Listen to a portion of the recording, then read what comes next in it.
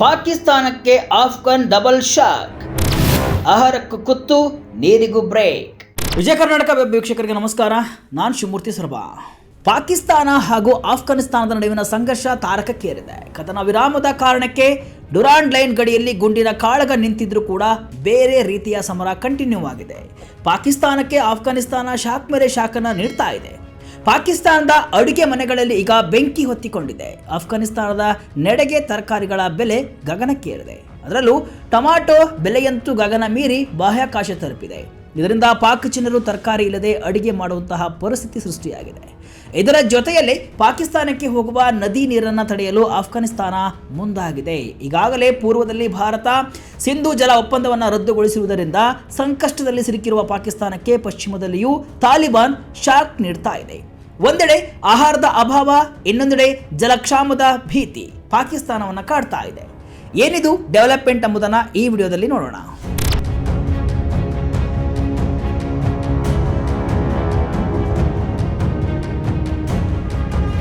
ಹೌದು, ಪಾಕಿಸ್ತಾನ ಮತ್ತು ಆಫ್ಘಾನಿಸ್ತಾನದ ನಡುವಿನ 2600 ಕಿಲೋಮೀಟರ್ ಉದ್ದದ ಡುರಾಂಡ್ ಲೈನ್ ಈಗ ಬೂದಿ ಮುಚ್ಚಿದ ಕೆಂಡದಂತಿದೆ. ಗಡಿಯಲ್ಲಿ ಭಾರಿ ಘರ್ಷಣೆ. ಪಾಕಿಸ್ತಾನದ ವೈಮಾನಿಕ ದಾಳಿಯ ನಂತರ ಅಕ್ಟೋಬರ್ 11ರಿಂದ ಎಲ್ಲಾ ಗಡಿಗಳನ್ನು ಮುಚ್ಚಲಾಗಿದೆ. ಇದರ ನೇರ ಪರಿಣಾಮ ಎರಡು ದೇಶಗಳ ವ್ಯಾಪಾರದ ಮೇಲೆ ಬಿದ್ದಿದ್ದು ಸಾಮಾನ್ಯ ಜನರ ಬದುಕು ದುಸ್ತರವಾಗಿದೆ. ಗಡಿ ಮುಚ್ಚಿದಾಗಿನಿಂದ ಎಲ್ಲ ವ್ಯಾಪಾರ ಮತ್ತು ಸಾಗಾಟ ಸಂಪೂರ್ಣವಾಗಿ ನಿಂತು ಹೋಗಿದೆ. ಪ್ರತಿದಿನ ಎರಡು ದೇಶಗಳಿಗೆ ಸುಮಾರು $1 ಮಿಲಿಯನ್ ಅಂದರೆ ಅಂದಾಜು 8 ಕೋಟಿ ರೂಪಾಯಿ ನಷ್ಟವಾಗ್ತಾ ಇದೆ. ಇದರಿಂದ ಪಾಕಿಸ್ತಾನದಲ್ಲಿ ಆಹಾರ ಪದಾರ್ಥಗಳು ಹಾಗೂ ತರಕಾರಿಗಳ ಬೆಲೆ ಭಾರೀ ಪ್ರಮಾಣದಲ್ಲಿ ಏರಿಕೆಯಾಗಿದೆ. ಟೊಮೆಟೊ ಕೆಜಿಗೆ 600 ಪಾಕಿಸ್ತಾನಿ ರೂಪಾಯಿ ಆಗಿದೆ. ಇದರ ಜೊತೆಯಲ್ಲೇ ಪಾಕಿಸ್ತಾನಕ್ಕೆ ಹರಿಯುವ ನದಿ ನೀರನ್ನು ತಡೆಯಲು ಆಫ್ಘಾನಿಸ್ತಾನ ಮುಂದಾಗಿದ್ದು ಕುನಾರ್ ನದಿಗೆ ಅಣೆಕಟ್ಟು ನಿರ್ಮಿಸಲು ಹೆಜ್ಜೆ ಇಟ್ಟಿದೆ. ಕೆಜಿ ಟೊಮೆಟೊಗೆ 600 ಪಾಕ್ ರೂಪಾಯಿ. ಫ್ರೀಯಾಗಿ ಸಿಗ್ತಿದ್ದ ಕೊತ್ತಂಬರಿ ಸೊಪ್ಪಿಗೆ 50 ರೂಪಾಯಿ. ಪಾಕಿಸ್ತಾನ ಹಾಗೂ ಆಫ್ಘಾನಿಸ್ತಾನದ ನಡುವೆ ವಾರ್ಷಿಕ $2.3 ಬಿಲಿಯನ್ ಮೌಲ್ಯದ ವ್ಯಾಪಾರ ನಡೀತಾ ಇದ್ದು, ಇದರಲ್ಲಿ ತಾಜಾ ಹಣ್ಣು, ತರಕಾರಿಗಳು, ಖನಿಜಗಳು, ಔಷಧಿಗಳು, ಗೋಧಿ, ಅಕ್ಕಿ, ಸಕ್ಕರೆ, ಮಾಂಸ ಮತ್ತು ಹಾಲಿನ ಉತ್ಪನ್ನಗಳು ಪ್ರಮುಖವಾಗಿವೆ. ಈಗ ಗಡಿ ಮುಚ್ಚಿರುವುದರಿಂದ ಪಾಕಿಸ್ತಾನದಲ್ಲಿ ಆಹಾರ ಪದಾರ್ಥಗಳ ಬೆಲೆ ಗಗನಕ್ಕೇರಿದೆ. ಪಾಕಿಸ್ತಾನಿ ಅಡುಗೆಯಲ್ಲಿ ಪ್ರಮುಖವಾಗಿ ಬಳಸುವ ಟೊಮೆಟೊ ಬೆಲೆ $400ಕ್ಕಿಂತ ಹೆಚ್ಚು ಏರಿಕೆಯಾಗಿ ಪ್ರತಿ ಕೆಜಿಗೆ 600 ಪಾಕಿಸ್ತಾನಿ ರೂಪಾಯಿ ಆಗಿದೆ. ಭಾರತದ ರೂಪಾಯಿಗೆ ಕನ್ವರ್ಟ್ ಮಾಡಿದರೆ ಸುಮಾರು 200 ರೂಪಾಯಿ ಆಗಲಿದೆ. ಆಫ್ಘಾನಿಸ್ತಾನದಿಂದ ಹೆಚ್ಚಾಗಿ ಆಮದು ಮಾಡಿಕೊಳ್ತಿದ್ದಂತಹ ಸೇಬಿನ ಬೆಲೆಯು ಗಣನೀಯವಾಗಿ ಹೆಚ್ಚಾಗಿದೆ. ಬೆಳ್ಳುಳ್ಳಿ ಕೆಜಿಗೆ 400 ರೂಪಾಯಿ ಇದ್ದರೆ ಶುಂಠಿ ಕೆಜಿಗೆ 750 ರೂಪಾಯಿ ಆಗಿದೆ. ಈರುಳ್ಳಿ ಕೆಜಿಗೆ 120 ರೂಪಾಯಿ ಆಗಿದೆ. ಬಟಾಣಿ ಕೆಜಿಗೆ 500 ರೂಪಾಯಿ ಆಗಿದ್ದು, ಕ್ಯಾಪ್ಸಿಕಮ್ ಮತ್ತು ಬೆಂಡೆಕಾಯಿ ಕೆಜಿಗೆ 300 ರೂಪಾಯಿ ಆಗಿದೆ. ಈ ಹಿಂದೆ ಉಚಿತವಾಗಿ ನೀಡಲಾಗ್ತಾ ಇದ್ದಂತಹ ಒಂದು ಸಣ್ಣ ಕಟ್ಟು ಕೊತ್ತಂಬರಿ ಸೊಪ್ಪಿಗೆ ಈಗ 50 ರೂಪಾಯಿಯನ್ನ ಪಾಕ್ ಜನ ನೀಡಬೇಕಾಗಿದೆ. ಪಾಕ್ ಆಫ್ಘನ್ ಬಾರ್ಡರ್ ಕ್ಲೋಸ್ ಯಾಕೆ? ಕದನ ವಿರಾಮ ಜಾರಿ ಇದ್ರೂ ಸಮರ ಕಂಟಿನ್ಯೂ. ಇನ್ನು ಪಾಕ್ ಹಾಗೂ ಆಫ್ಘಾನಿಸ್ತಾನದ ಗಡಿ ಮುಚ್ಚಲು ಕಾರಣವೇನು ಎಂಬುದನ್ನು ಗಮನಿಸಿದರೆ, ಅಕ್ಟೋಬರ್ 9ರಂದು ಟಿಇಪಿ ಉಗ್ರರನ್ನ ಗುರಿಯಾಗಿಸಿ ಪಾಕಿಸ್ತಾನ ಕಾಬೂಲ್ ಮೇಲೆ ಏರ್ ಸ್ಟ್ರೈಕ್ ನಡೆಸಿದ ಬಳಿಕ ಎರಡು ದೇಶಗಳ ನಡುವೆ ಸಂಘರ್ಷ ಉದ್ಭವಿಸಿತ್ತು. ಇದರಿಂದ ಎರಡು ದೇಶಗಳು ಯುದ್ಧಕ್ಕೆ ನಿಂತಿದ್ದು ದಾಳಿ ಪ್ರತಿದಾಳಿಯನ್ನ ನಡೆಸಿದ್ವು. ಆಫ್ಘಾನಿಸ್ತಾನದ ನೆಲದಿಂದ ಪಾಕಿಸ್ತಾನದ ಮೇಲೆ ದಾಳಿ ನಡೆಸುತ್ತಿರುವ ಉಗ್ರರ ವಿರುದ್ಧ ಕ್ರಮ ಕೈಗೊಳ್ಳಬೇಕು ಅಂತ ಪಾಕಿಸ್ತಾನ ತಾಲಿಬಾನ್ ಸರ್ಕಾರವನ್ನು ಒತ್ತಾಯಿಸಿದರೆ ಕಾಬೂಲ್ ಈ ಆರೋಪಗಳನ್ನು ನಿರಾಕರಿಸಿದೆ. ಕತಾರ್ ಮತ್ತು ಟರ್ಕಿಯ ಮಧ್ಯಸ್ಥಿಕೆಯಲ್ಲಿ ಕದನ ವಿರಾಮ ಜಾರಿಯಾಗಿದೆ. ಆದರೆ ವ್ಯಾಪಾರ ಮಾರ್ಗಗಳು ಮಾತ್ರ ತೆರೆದಿಲ್ಲ.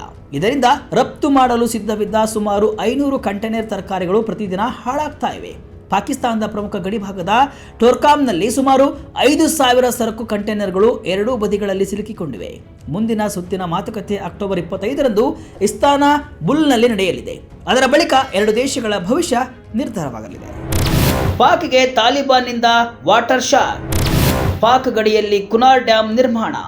ಒಂದು ಕಡೆ ತರಕಾರಿಗಳ ಬೆಲೆ ಗಗನಕ್ಕೇರಿ ಆಹಾರ ಬಿಕ್ಕಟ್ಟನ್ನು ಎದುರಿಸುತ್ತಿರುವ ಪಾಕಿಸ್ತಾನಕ್ಕೆ ಮತ್ತೊಂದು ದೊಡ್ಡ ಆಘಾತ.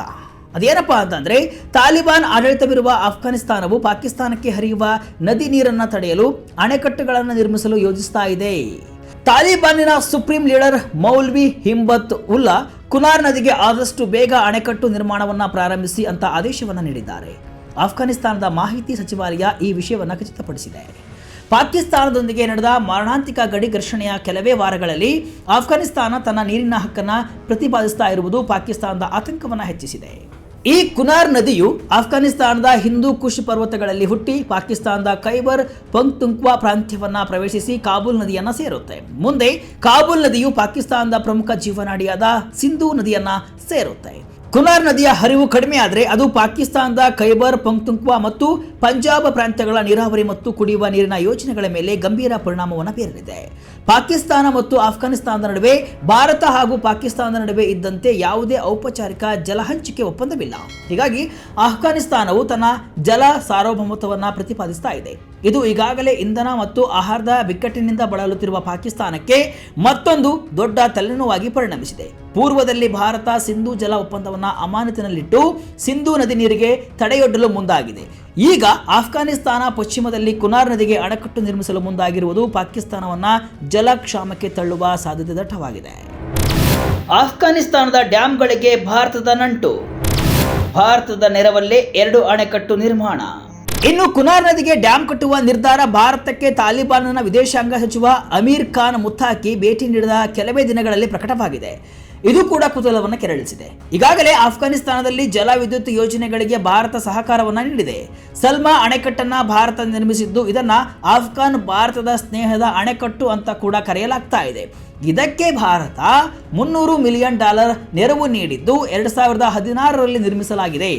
42 ಮೆಗಾವ್ಯಾಟ್ ವಿದ್ಯುತ್ ಉತ್ಪಾದನೆ ಮತ್ತು 75,000 ಹೆಕ್ಟೇರ್ ಭೂಮಿಗೆ ನೀರಾವರಿ ಸೌಲಭ್ಯವನ್ನು ಈ ಅಣೆಕಟ್ಟು ಒದಗಿಸಿದೆ. ಇದರ ಬೆನ್ನಲ್ಲೇ ಕಾಬೂಲ್ ನದಿಯ ಉಪನದಿಗೆ ನಿರ್ಮಿಸಲು ಉದ್ದೇಶಿಸಿರುವ ಶಹತೂತ್ ಅಣೆಕಟ್ಟು ಯೋಜನೆಗೆ ಭಾರತ $250 ಮಿಲಿಯನ್ ನೆರವನ್ನು ನೀಡುವ ಭರವಸೆಯನ್ನ ನೀಡಿದೆ. ಇದು ಕಾಬೂಲ್ನ 20 ಲಕ್ಷ ಜನರಿಗೆ ಶುದ್ಧ ಕುಡಿಯುವ ನೀರನ್ನು ಒದಗಿಸಲಿದೆ. ಈ ಡ್ಯಾಂ ನಿರ್ಮಾಣವಾದರೆ ಪಾಕಿಸ್ತಾನಕ್ಕೆ ಜಲ ಸಂಕಷ್ಟ ಶುರುವಾಗಲಿದೆ. ಇದರ ಜೊತೆಯಲ್ಲೇ ಕುನಾರ್ ನದಿಗೆ ಡ್ಯಾಂ ನಿರ್ಮಿಸಿದರೆ ಪಾಕ್ ಬೆಂಕಿಗೆ ಬೀಳುವುದರಲ್ಲಿ ಯಾವುದೇ ಅನುಮಾನವಿಲ್ಲ. ಒಟ್ಟಿನಲ್ಲಿ ಆಫ್ಘಾನಿಸ್ತಾನ ಕೊಟ್ಟ ಶಾಕ್ಗೆ ಪಾಕಿಸ್ತಾನ ತತ್ತರಿಸ್ತಾ ಇದೆ. ಒಂದು ಕಡೆ ಬಾರ್ಡರ್ ಕ್ಲೋಸ್ ಆಗಿರುವುದರಿಂದ ತರಕಾರಿ ಬೆಲೆ ಗಗನಕ್ಕೇರಿದೆ. ಇದರಿಂದ ಸಾಮಾನ್ಯ ಜನರ ತಟ್ಟೆಯಿಂದ ಟೊಮ್ಯಾಟೊ, ಹಣ್ಣುಗಳಂತಹ ಅಗತ್ಯ ವಸ್ತುಗಳು ಮಾಯವಾಗ್ತಿವೆ. ಮತ್ತೊಂದೆಡೆ ಆಫ್ಘಾನಿಸ್ತಾನವು ನದಿ ನೀರನ್ನು ನಿಯಂತ್ರಿಸಲು ಮುಂದಾಗಿರುವುದು ಭವಿಷ್ಯದಲ್ಲಿ ಭೀಕರ ಜಲ ಸಂಘರ್ಷ ಉಂಟಾಗುವ ಎಲ್ಲ ಲಕ್ಷಣಗಳು ಕೂಡ ಕಾಣಿಸ್ತಾ ಇವೆ. ಇದು ಮುಂದೆ ಎಲ್ಲಿಗೆ ಹೋಗಿ ನಿಲ್ಲುತ್ತೋ ಕಾದ್ ನೋಡೋಣ. ಇದಿಷ್ಟು ಇವತ್ತಿನ ವಿಶೇಷ. ಇದೇ ರೀತಿಯ ಹಲವು ವಿಶ್ಲೇಷಣೆ ಮಾಹಿತಿ ಅಷ್ಟೇ ಅಲ್ಲ, ಮನೋರಂಜನೆಯ ವಿಡಿಯೋಗಳಿಗಾಗಿ ವಿಜಯ ಕರ್ನಾಟಕ ವೆಬ್ಸೈಟ್, ಫೇಸ್ಬುಕ್ ಹಾಗೂ ಯೂಟ್ಯೂಬ್ ಪೇಜನ್ನು ಫಾಲೋ ಮಾಡಿ. ಧನ್ಯವಾದಗಳು.